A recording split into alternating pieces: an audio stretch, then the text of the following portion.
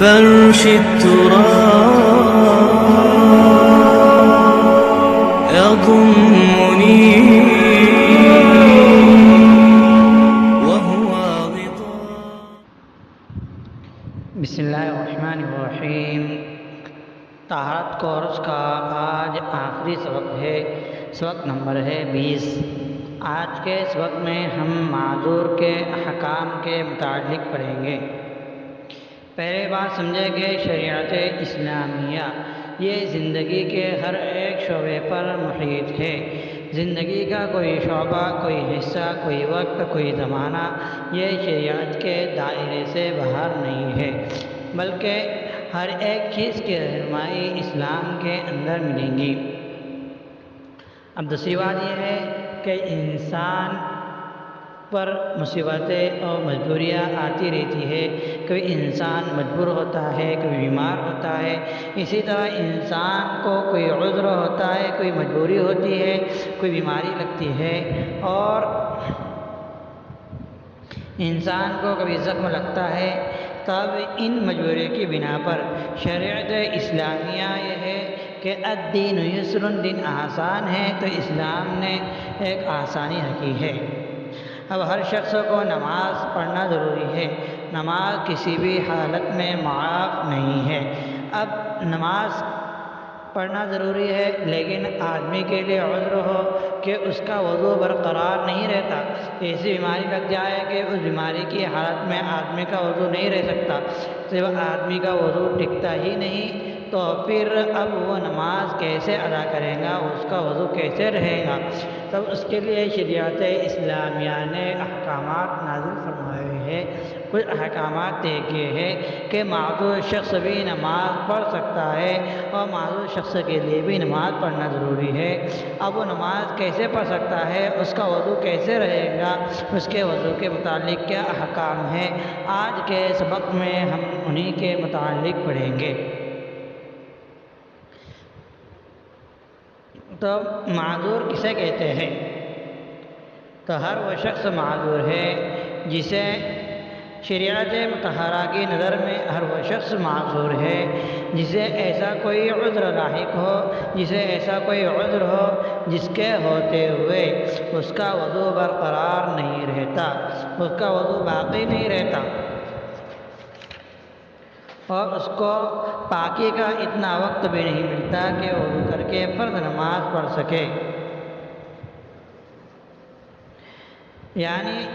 وہ عذر اس کا ہر وقت جاری رہتا ہے، پاکی کا وقت نہیں رہتا. لہٰذا اگر اسے نماز کے پورے وقت میں اتنا وقت مل جاتا کہ پاکی کی حالت میں بھی وضو کر کے صرف فرض نماز ادا کر سکتا ہے،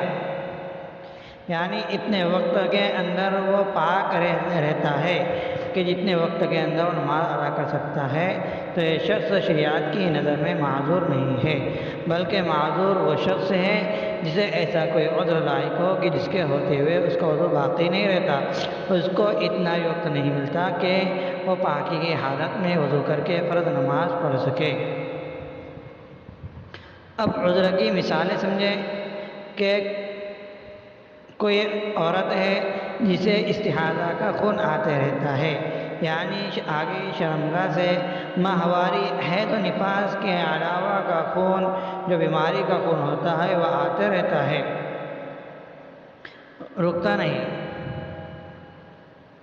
اور ایسا شخص جسے مذکورہ بات تفصیل کے مطابق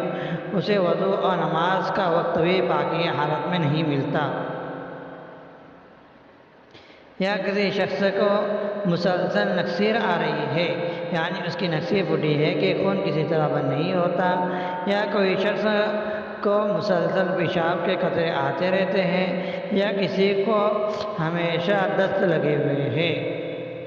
یا کوئی ایسا شخص ہے یا کوئی ایسا زخمی ہے کہ مسلسل اس کے زخم سے خون رستا رہتا ہے وغیرہ. اور اسی طرح کسی شخص کی ہوا خارج ہوتی رہتی ہے، اتنی کثرت سے ہوا خارج ہو کہ وضو کر کے اور فقط 4 رکعت فرض نماز ادا کرنے کا وقت بھی اسے نہیں ملتا، تو ایسے شخص معذور ہے. اب معذور کا حکم کیا ہے؟ تو اگر کوئی شخص اوپر بیان کردہ تفصیل کی روشنی میں شریعت کی نظر میں معذور ہے تو اس کا حکم یہ ہے کہ وہ نماز کا وقت آنے پر ایک دفعہ وضو کر لے۔ یعنی وہ معذور شخص نماز کا وقت ہونے پر ایک دفعہ وضو کرے اور اس وضو سے اس نماز کے وقت کے اندر فرض، نفل، تلاوت وغیرہ سب کچھ جائز ہے، سب کر سکتا ہے، اور ایسی حالت میں ایک دفعہ وضو کرنے سے وہ شخص باوضو ہو جائے گا، خواہ باقی وقت اسے مسلسل خون یا پیشاب کیوں نہ آتا ہو، پیشاب کے قطرے کیوں نہ ٹپکتے ہو، مگر اگر پیشاب کے قطرے ٹپکتے ہو پھر بھی ایسے معذور شخص کا ایک ہی وضو سب نمازوں کے لیے، سب عبادت کے لیے کافی ہو جائے گا۔ البتہ یہ ہے کہ شریعت کی نظر میں معذور ہونے کے بعد یہ چیزیں اس کے لیے وضو توڑنے والی نہیں رہتی۔ ہاں اگر ان عذر کے علاوہ جو بیماری اس کو لگی ہے، جو عذر پہ وقت کو گھیر لے رہا ہے، اس عذر کے علاوہ کوئی وضو توڑنے والی چیز پیش آ گئی تو اس سے اس کا وضو ٹوٹ جائے گا، کیونکہ یہ شخص اس چیز میں معذور نہیں ہے۔ اور اسی طرح جب اس نماز کا وقت ختم ہو جائے گا تو اس شخص کا وضو بھی خود بخود ختم ہو جائے گا۔ گویا معذور کے وضو کے لیے وضو توڑنے والا فرض نماز کا وقت ختم ہو جانا ہے، پھر اگلی نماز کا وقت شروع ہو تو اگلی نماز کے وقت کے لیے وضو کر لیں اور وضو اگلے سارے وقت کے لیے کافی ہوں گا۔ اب عذر کی مدت کو سمجھیں کہ عذر کی مدت یہ ہے، یہ بات یاد ہے کہ اگر ایک وقت نماز میں کوئی شخص شرعاً معذور ہو گیا تو اس وقت تک معذور سمجھا جائے گا جب تک اس پر کسی نماز کا مکمل وقت اس طرح نہ گزر جائے کہ اس میں وہ عذر اسے لاحق نہ ہو۔ یعنی اگر کسی شخص کا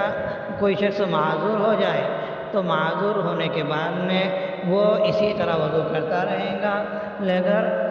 اگر ایسا وقت اس کے پر آ جائے کہ ایک نماز کا مکمل وقت پاکی کی حالت میں اس پہ گزر جائے تو پھر یہ شخص معذور نہیں ہوگا، اس کا عذر ختم ہو جائے گا۔ اب اسے ہر نماز کے لیے اور ہر چیز کے لیے اس کو وضو کے احکام الگ رہیں گے۔